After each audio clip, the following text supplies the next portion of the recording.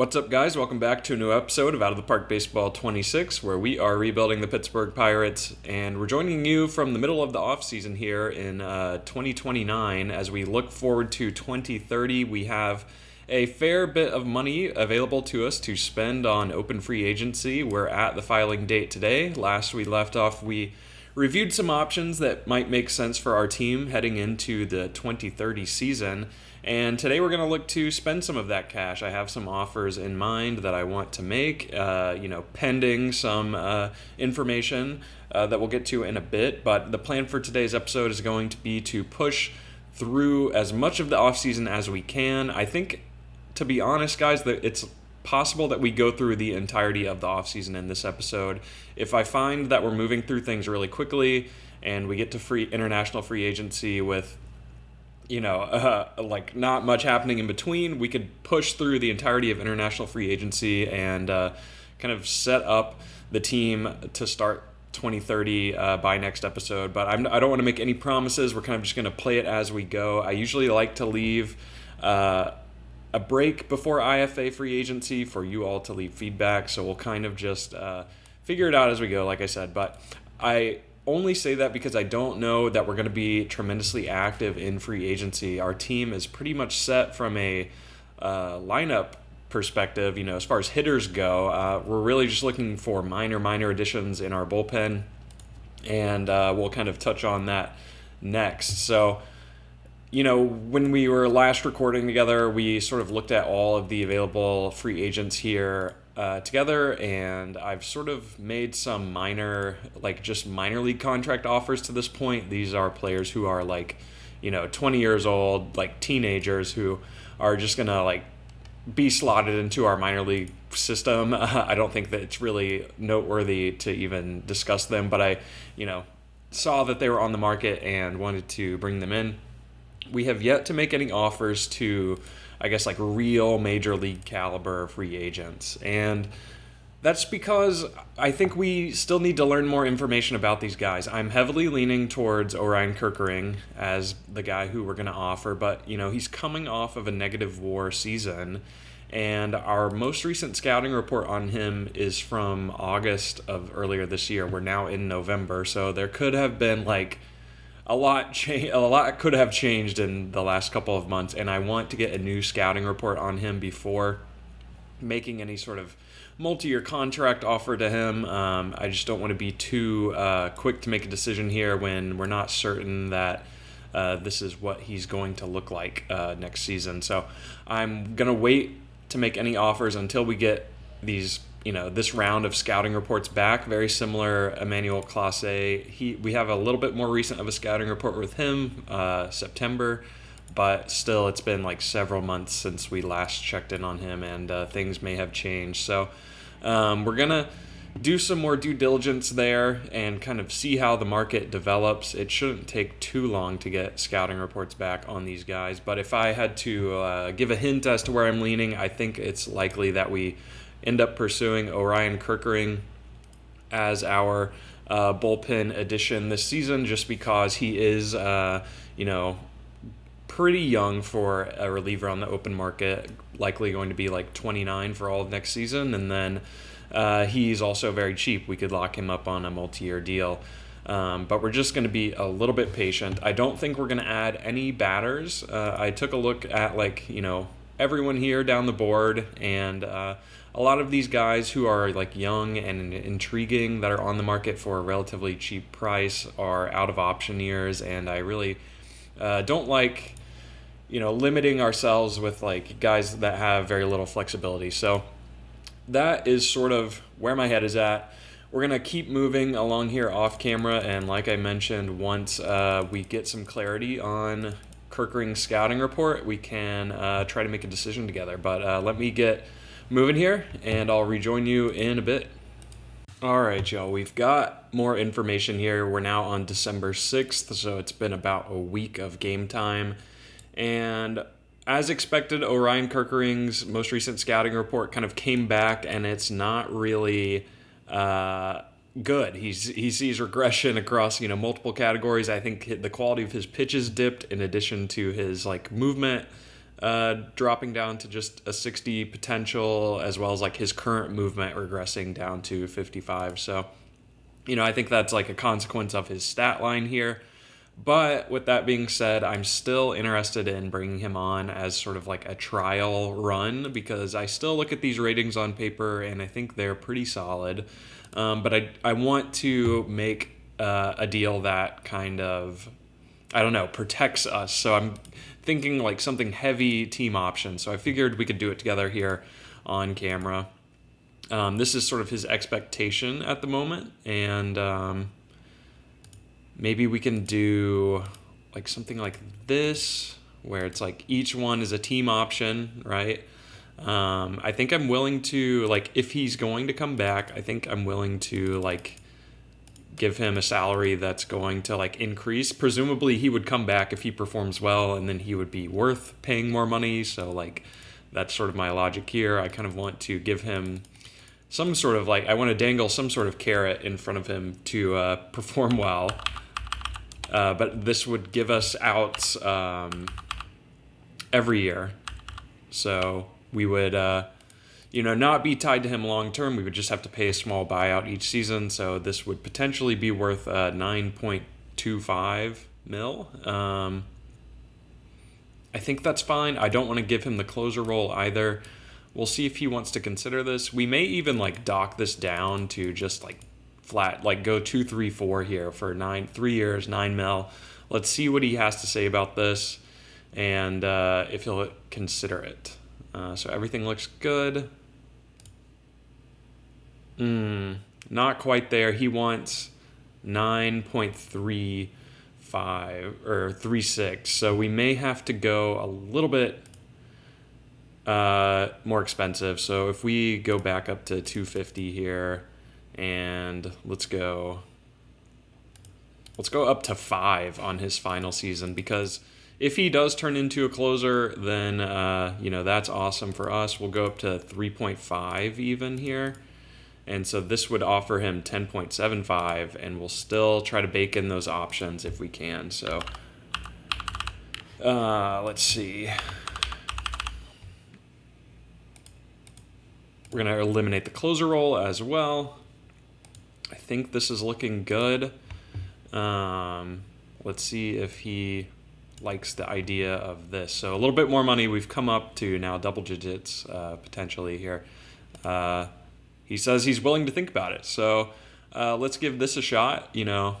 Very low stakes. We can cut bait after each year. So I think this would be very team friendly for us. Hopefully he considers it.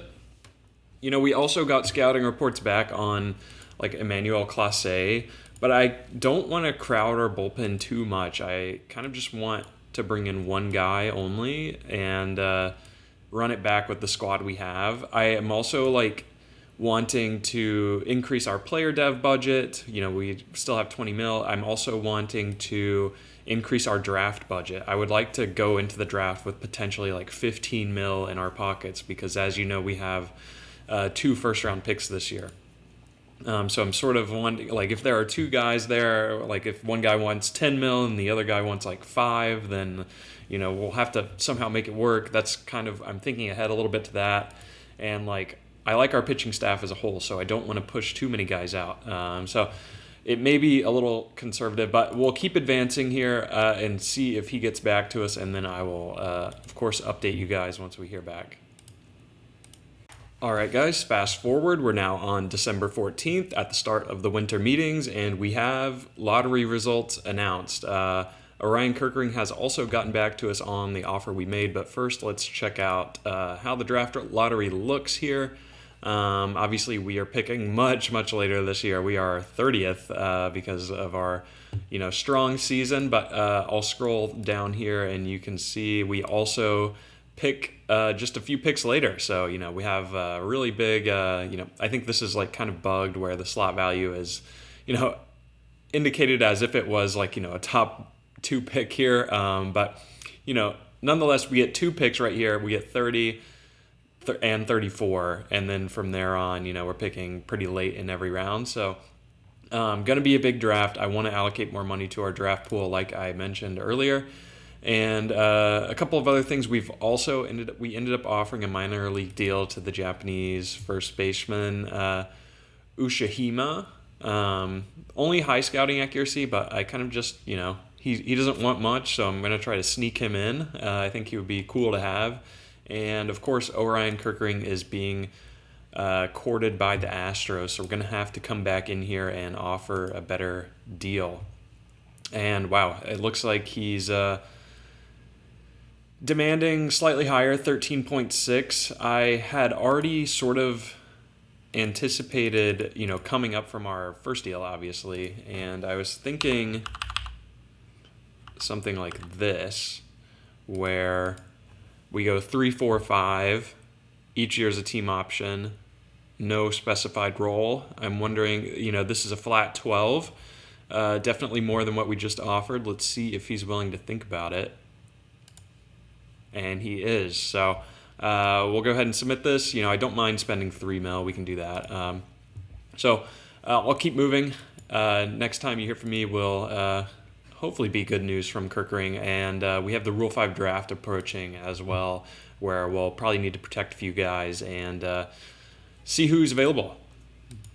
All right, guys, we're on the eve of the Rule 5 draft. No major news has happened, but I did want to make some additions to the roster and cut some guys as well. Or not cut guys, but, free up some 40-man spots. Currently, we're 35 out of 40. And there's one guy, I was kind of looking through here. I think there's one guy we can cut, and that will be Jose Olivares. Going to try to pass him through waivers. He's now just seen as like a 40 grade guy. I don't think he's at risk of being claimed, even though he did play in 26 games for us last season. And, I do think he's fine. Like, I don't think it's going to hurt us to free him up. So we're going to waive and DFA him for the time being. And, there are other guys here who I was considering, like, kind of on the chopping block. There's Kevin Jaxel, the 20th round pick in 2025, the reliever, with still like high dev risk. That volatility, maybe it rolls in our favor and he can kind of, turn into a dominant reliever. We haven't really seen it too much at AAA just yet, but I'm going to leave him on for now. I may circle back on that, but I didn't really want to cut anyone else here. Like, we have Aiden Miller and Dean Curley, who I suppose we could cut. We also have Gavin Turley, but I'm kind of delusionally tied to Turley and Curley, just because those were some of our first drafted guys. But this is the pool of players that are at risk for us. These are players who are Rule 5 eligible, and there are some names that I want to add. I've already sort of made my selections. I think we're going to add Johnny Severino, Tyler August, Nolan Stevens, Alex Harrington, and Edward Florentino. So that is 5 guys who are going to be added, which leaves us with one open 40-man slot. If we want to make a selection here in the draft, we can, or we can pass, and that slot will go to Orion Kerkering, hopefully, if he signs with us. So, all of these guys bring something to the table. I think it's likely August features in our bullpen this year. He's, at this point, almost 25, and I kind of just want to get him out there. I think he has big strikeout stuff. He doesn't have the control to be a starter, but I think he could be effective in a bullpen role for us. So we're going to kind of test him for that. If not, he just goes back to AAA and continues to figure it out.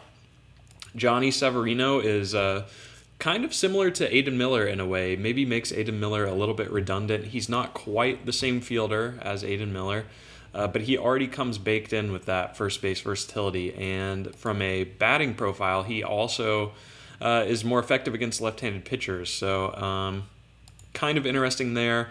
I think just having him as like a corner infield backup on the 40 makes some sense. And similarly, Nolan Stevens is a guy who we drafted in 2026. We obviously don't want to give him up. He's a first base DH type, like big lefty bat. We've gone over him before. He just got run in the Arizona Fall League and was pretty productive there with the 124 WRC plus. And obviously, we're not going to let Alex Harrington go.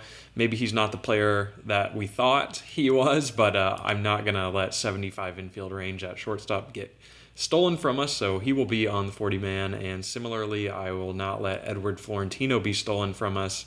as he is just 23 years old and shows plus potential as like a corner outfield first base type as well. So all of these guys are going to be added. Guys who are not adding, who are willing to risk. The one that maybe hurts me most out of this entire group of guys, like I guess Zane Petty sort of hurts, but it's really, I'm looking at Brock Kettleson, who is just 22 still, and we took him in 2025 in the 7th round, and he's come so far for us. He's an outstanding fielder, but I just don't see a team taking him, as he's never played above the AA level, and he was like a sub 100 WRC plus hitter there. He's all glove right now. I don't think he's capable of hitting at the major league level, which is why I'm willing to risk him being taken. I just don't think it's likely he gets taken. And then all of these other guys, I don't really think they're, ever in the plans for us long term. So we're going to go, the one guy on here you could maybe argue would be Jacob McGovern, who I'm looking at for the first time here, because he was so good in fall league. He was like one of the, had a really good ERA plus down there. But again, I don't really see him as being fully ready yet. I think it's unlikely he gets taken at a 35 overall. So let's just go ahead and add these guys who we have selected here. We are going to place them on the secondary 40-man roster, and that should bring us up to 39, and it does. So, it's possible we lose some guys here, but let's go ahead and get to the draft, and I'll show you once we're on the clock what the pool looks like. And moving along to the next day here, we are at the Rule 5 draft. We, of course, do not pick until very late. We are 28th here in order, and I've taken a look at the pool. There are a few interesting players, I would say, but I am sort of leaning toward not making a selection. I'll show you the guys who are, highly valued. There's not many pitchers available, and I don't really think we need, anyone who, is in this pool on our major league roster. All of these guys are sort of existing archetypes that we have. Bradley Rodriguez is sort of like a mirage at this point. He's 26 years old. There's no way he comes into this potential. It's just kind of our scout still valuing his tools, but I don't think we should take him. And, there's no one else really close to contributing at the major league level from a pitching standpoint. There are a few interesting batters. You can see our own Tony Blanco. We're still sorted off potential here. But Jesus Made is here at a 45 overall with a 50 grade potential. He's 22. In the Detroit system, he was actually traded to Detroit in exchange for Casey Mize back in 2027, which would be an insane move. But he, obviously looks really good, and I think he would be awesome. He's a switch-hitting infielder who, projects for good power and contact, but I'm not going to take him. I feel like it would be borderline abusive to the game for me to just snatch Jesus Made, and I also think it's unlikely he's on the board for us by the time we select. Detroit also has this other guy here, Christian Perez, who it seems like he could play right now, in the league. He just has kind of a less desirable personality. So I don't think there's anyone we're going to take, guys. I think we're just going to advance through this on camera and see if any of our own players get taken, which hopefully we don't lose anyone. Hopefully I didn't miss anyone when I was covering our Rule 5 eligible players, but let's just go ahead and auto draft until our pick, and we will review the log as it comes. As expected, we lose Shailen Polanco. Honestly, good for him because he's been so buried in our minor league system for so long. He's put up respectable numbers at AAA for 3 straight seasons. He needed a shot on another team, and he was honestly just blocked by our, stellar outfield. So there was no way he was ever going to play for us. I'm actually kind of glad he got selected. But let me look at the draft log here and see what ended up happening. So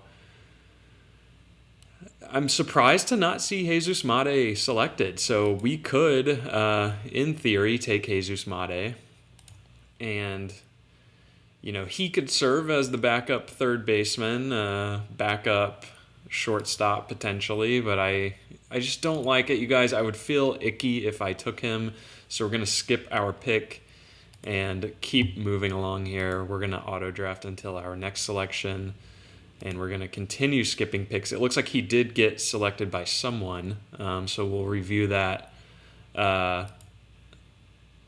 once the draft is complete. We lose a pitcher, Xander Muth, who looks pretty good, but I was just kind of like, willing to lose him because he's pretty much fully tapped out on his potential. He's a former second-round pick back in 2023, so, he had a good year at AAA, only 9 games. We promoted him at the very end of the season, so I can definitely see why they would take him, but, we're kind of full on our 40-man in terms of we're kind of experiencing a crunch, so we can't just add every guy that's remotely talented. So we kind of have to make tough choices. We lose him as a consequence, and hopefully he's the last one we lose, because I would, very much not enjoy losing any more guys. Okay, so let's look at the draft log here. The last time we looked, Shaylin Polanco went, and then we did not make a pick. Jesus Mate goes to Toronto, and you can see the other names here.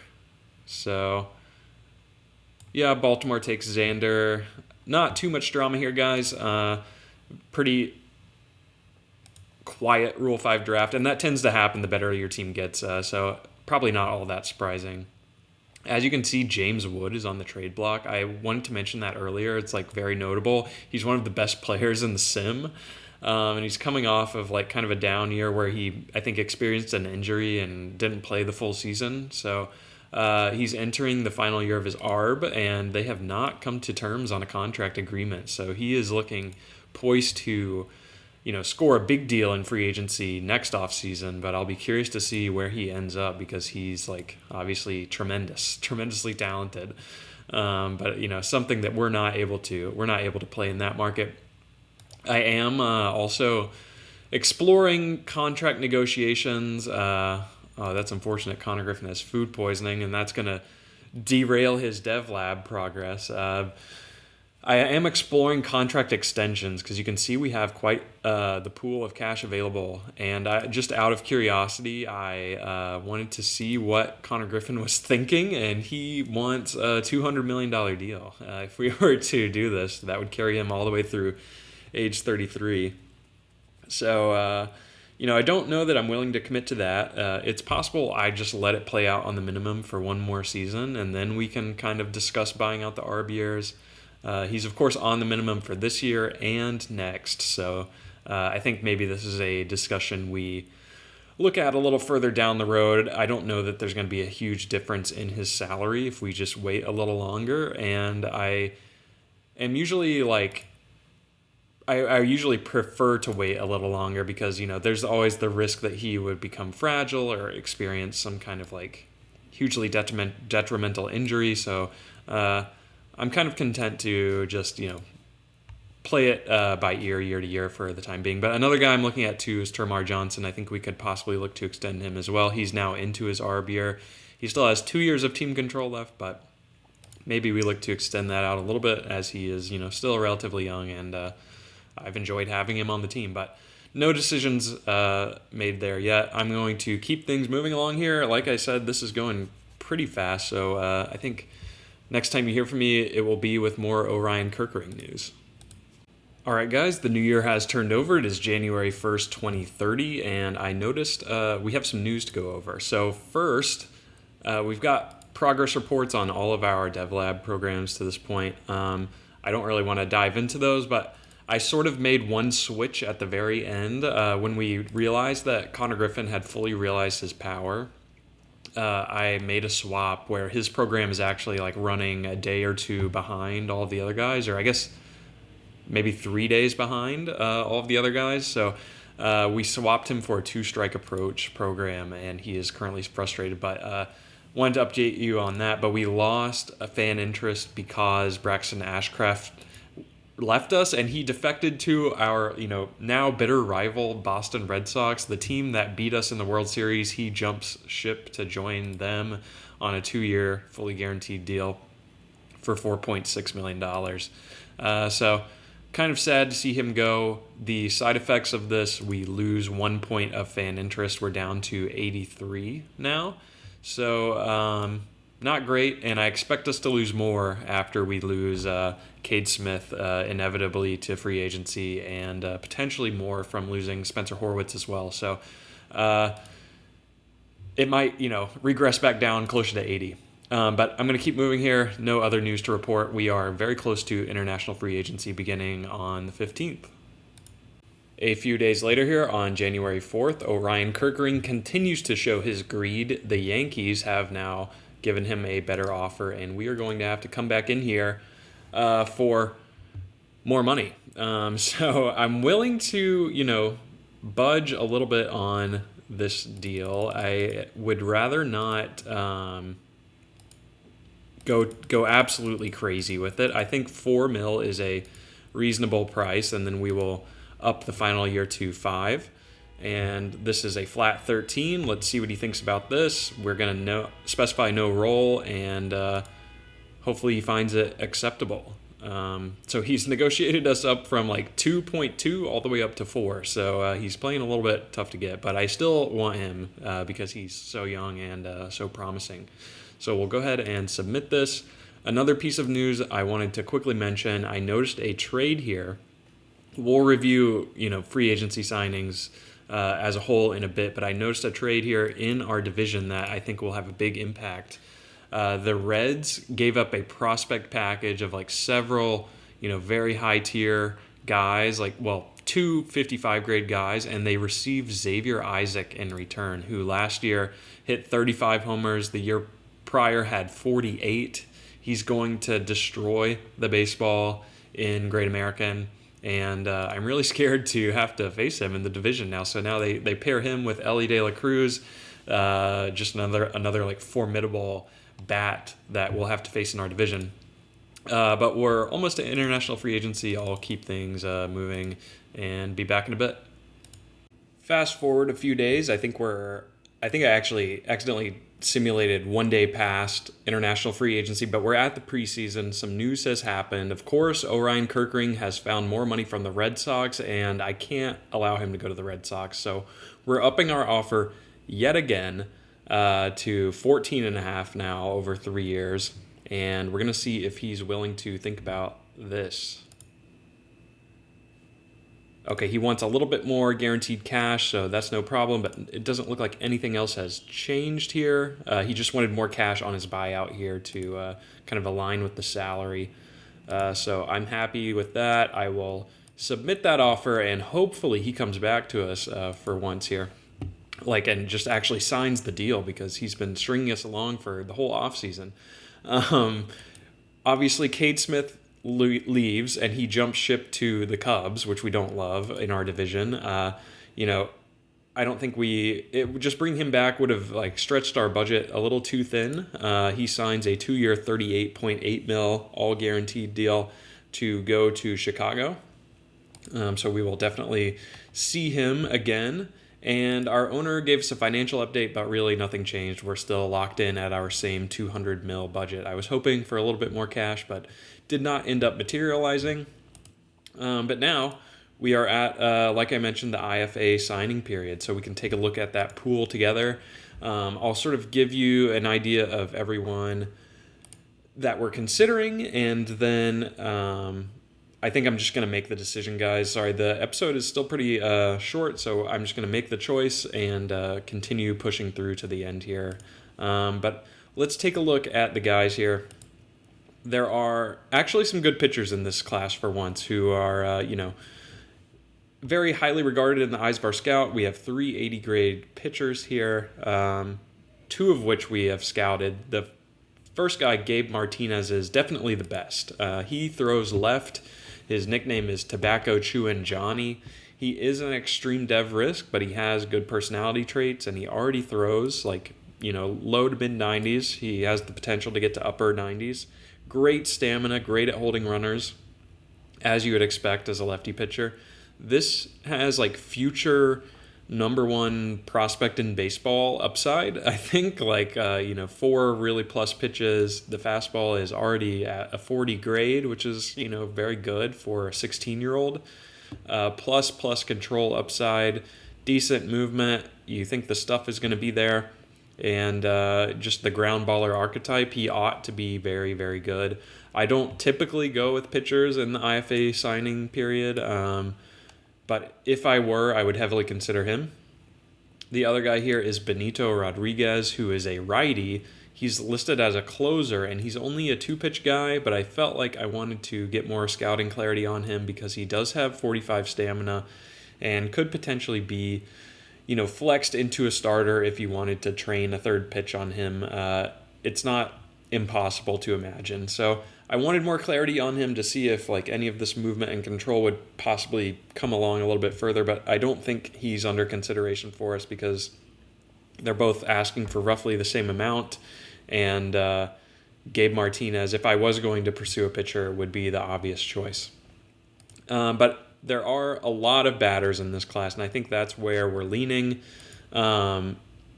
A lot of shortstops, especially like middle infielder, shortstop. I think that is where I'm looking with this pick. We have some other guys scouted here, like down the board, who kind of fell off a bit for us.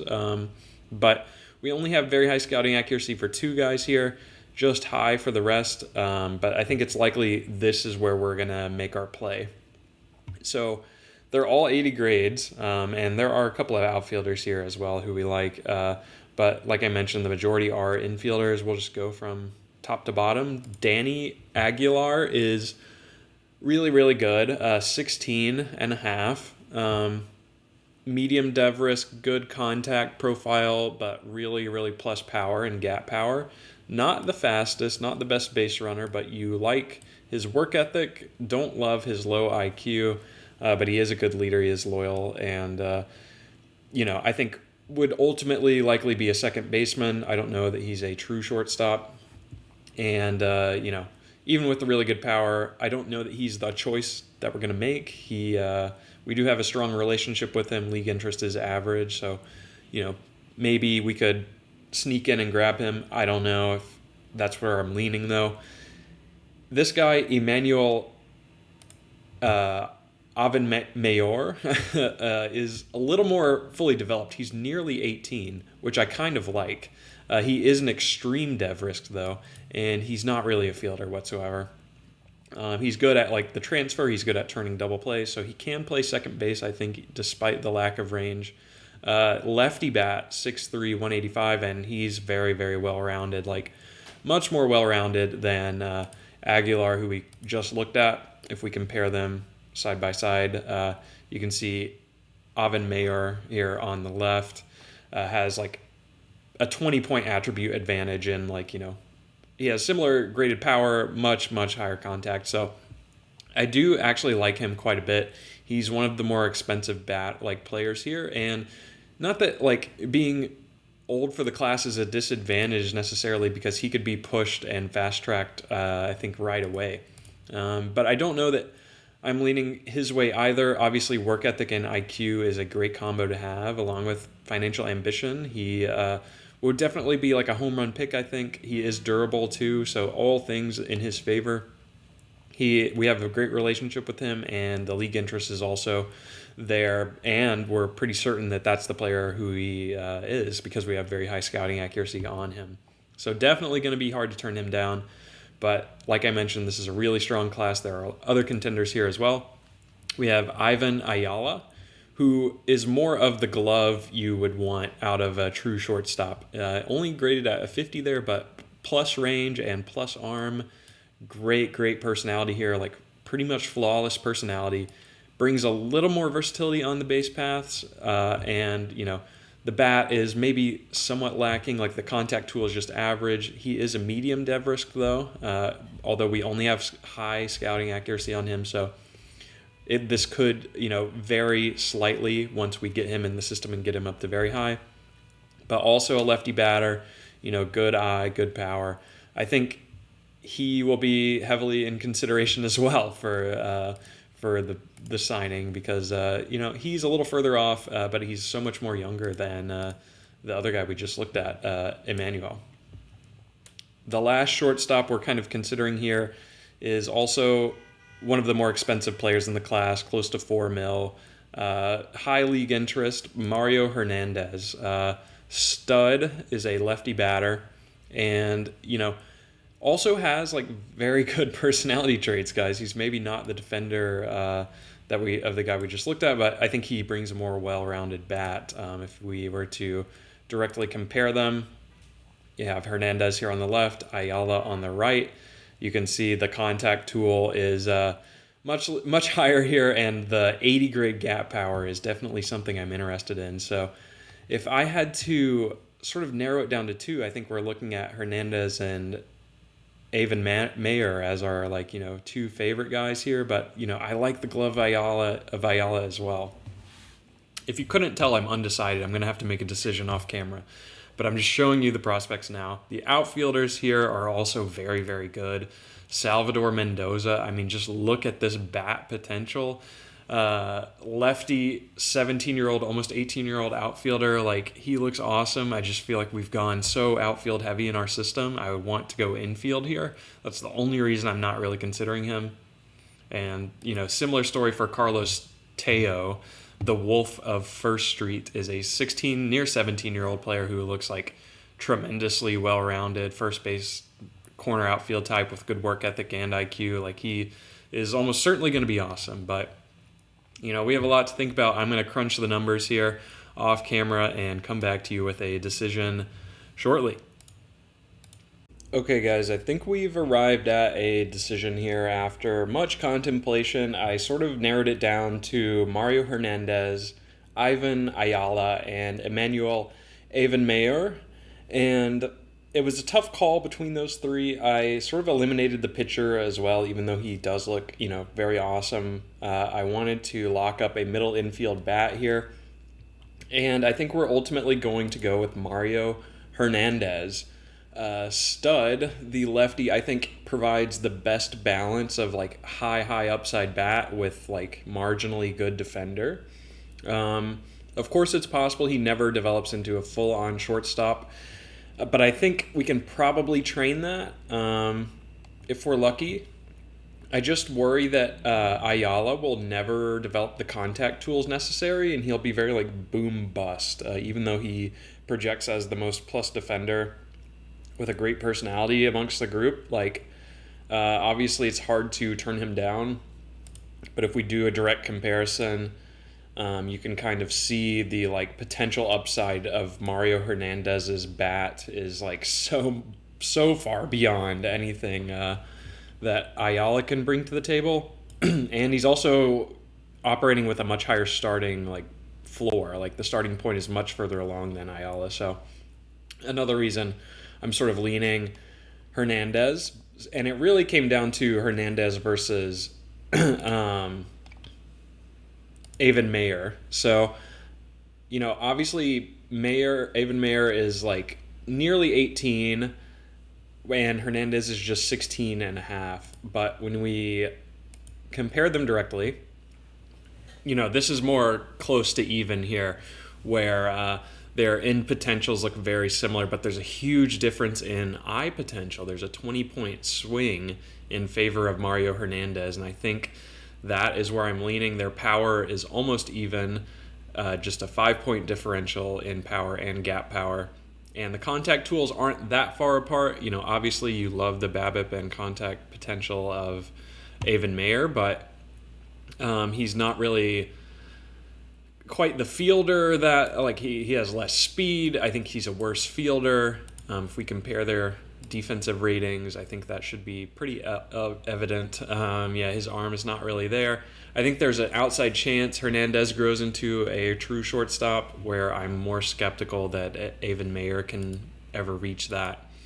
And given Hernandez is a year and a half younger, I know it's he is operating at a much lower starting point than Avon Mayer.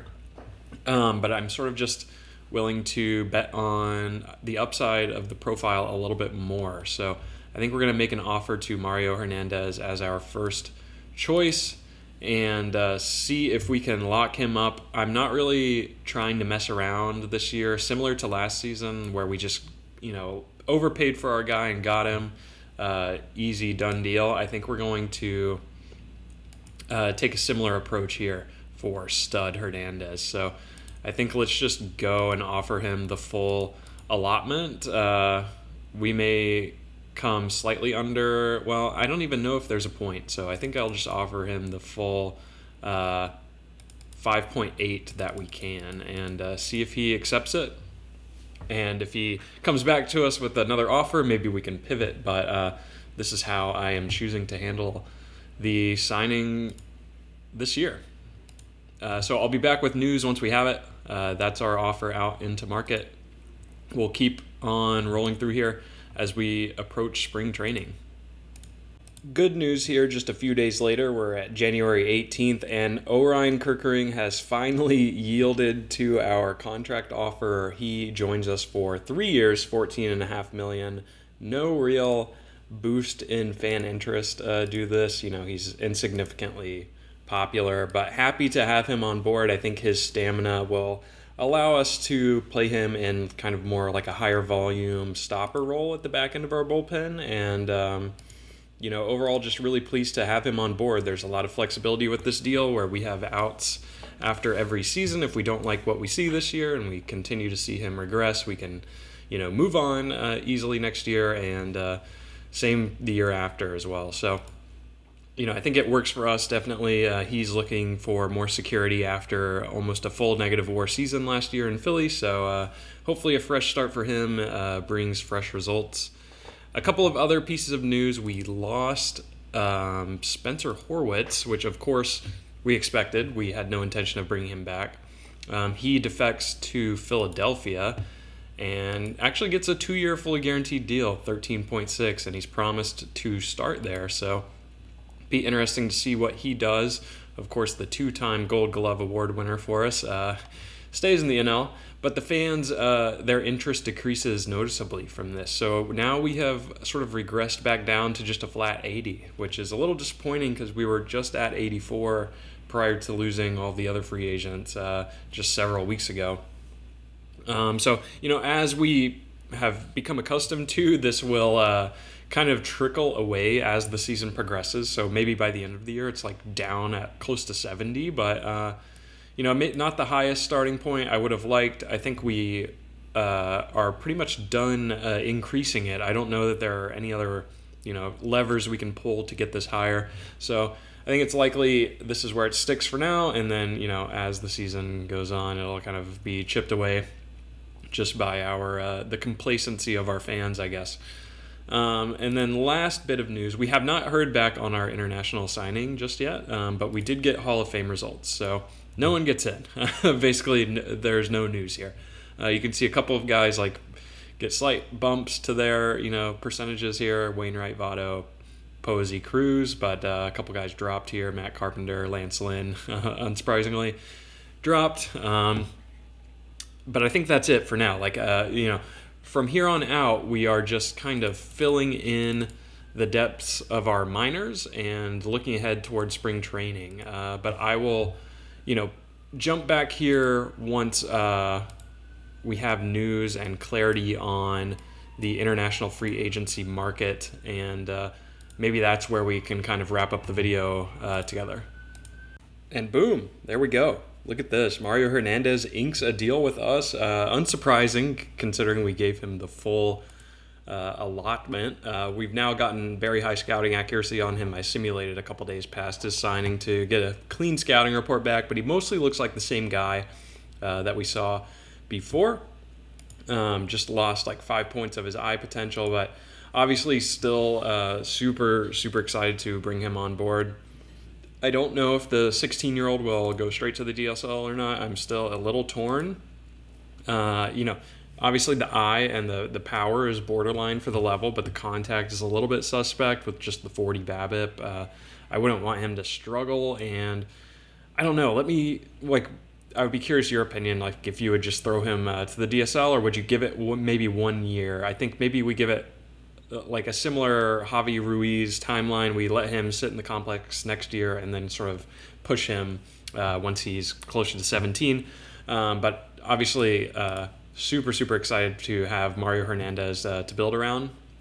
If we go to like the other guys who have signed, obviously we overpaid, but we knew we were going to do that because we are like fearful of losing the guy we want. So like if you scroll through here, you'll see like most of these other guys have signed for very discounted rates compared to what we paid. Avon Mayer goes for 2.9 to Houston, and there are other guys that we looked at as well who like Ayala goes for 2.1. So you could argue we could have tried to have been more competitive with it and tried to save some money, but ultimately I was not willing to risk it.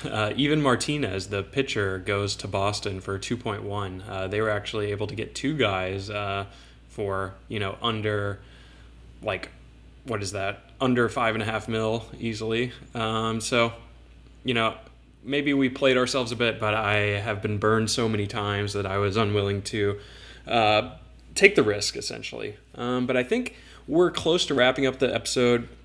I don't want to go all the way to spring training because I still need to fill out our minor league system off camera and make sure guys are playing at the appropriate level, et cetera, et cetera.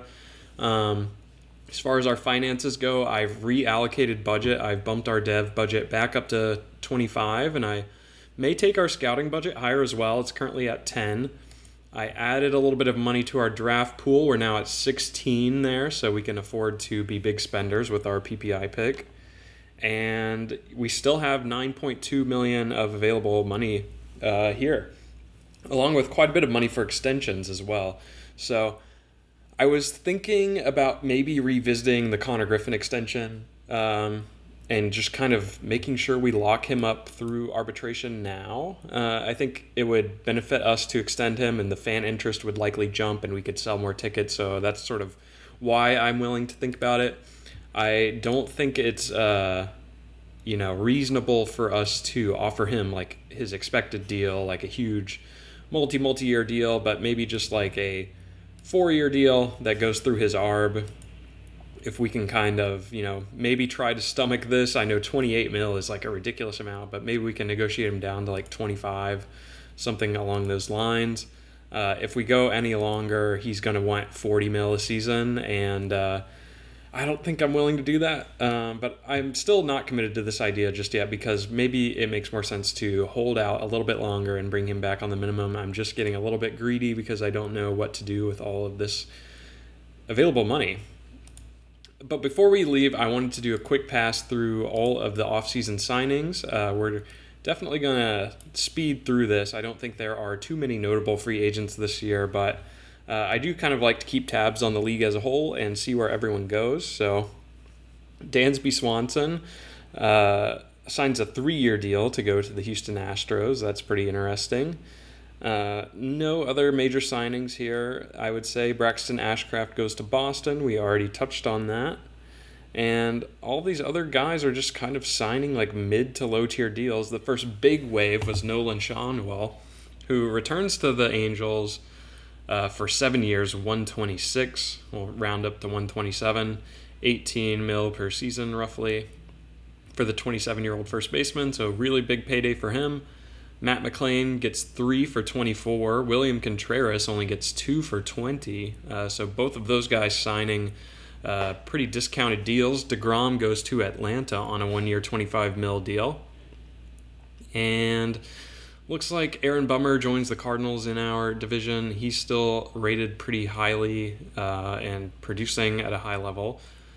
But I'm not really that scared of him. Geraldo Perdomo goes 4 years to Atlanta for 32.2. Cade Smith, we've already touched on, goes to the Cubs for 38.8 over 2 years. Chris Martin goes to Houston as well, joined by Matt Olson. Matt Olson only signing for $3.9 million is pretty crazy. And Clase goes to the Dodgers on 1 year, 11.6 mil. So, I guess let me know in the comments if you would have ended up pursuing Clase or would you have chosen to sign Cade Smith? Do you think we made the right choice bringing on Orion Kirkering? How would you have played things? I'm curious. Garrett Crochet. after winning the World Series with Boston, opts out of his contract and signs a big deal with the Angels. The Angels are huge spenders this offseason. They bring in Crochet for a 6-year deal worth $285 million, 47.5 annual average value. So big deal for Crochet, who is now 30 years old. He's really cashing in, hitting the market at the perfect time. And wow, the Astros spend again. They bring in Mason Miller on a 3-year, $159 million deal for a closer. He's getting paid $53 million a year to save games in Houston. That is an outrageous price tag for a closer, but good for him. I'm glad he's not on the Cardinals anymore in our division. I think that is one of the final major signings. Will Benson gets 4 years to go to the Cardinals for close to $24 million. Maybe a little bit surprising given his real-life talent. Sorry to any Will Brennan hater, or not Will Brennan, but Will Benson fans out there. Brandon Marsh goes 4 years, $41 million to Toronto. There's the Horwitz deal going to Philly. There's our Kirkring deal. Oh, and the international outfielder who looked really good. He ends up going to Cleveland for an 8-year, $381 million deal. Oh my words. 47.6 mil AAV for Saulu 2. This is what he looks like if you recall. Obviously, great speed. We never really ended up scouting him at all, but great personality, generational speed and stealing, huge gap power. This contract is crazy, and it's crazy that Cleveland would be the team to pay up like this. He'll be, approaching 35 by the end of the deal, so you have to wonder how this will age for them. But, he's still just 26 right now. He ought to be pretty good. He'll be 27 for all of next season. And I think that was one of the final major deals here. Not much has happened since. Justin Steele also to Houston, so Houston are big-time buyers this year. But that's sort of a recap. I'm going to do some work off camera, guys, between episodes. We're just a couple of weeks away in game time from spring training. I need to organize all of our minor league rosters and make sure we have good depth across every team. But next time, I think we'll look to do a spring training recap and get started on opening day 2030 together and push through the early parts of the season. So a lot to look forward to. Of course, we'll look at our Dev Lab results there as well. But thank you so much for joining another episode of the series. I really appreciate your time watching these videos. If you find yourself coming back here often, the best way you can support me and, encourage me to keep making these is to like the video. It's just the simplest sign of engagement that you are a real person, and I also just really appreciate it. So I'll be back with a new episode for you soon. Stay tuned, guys. Take it easy and have a good one.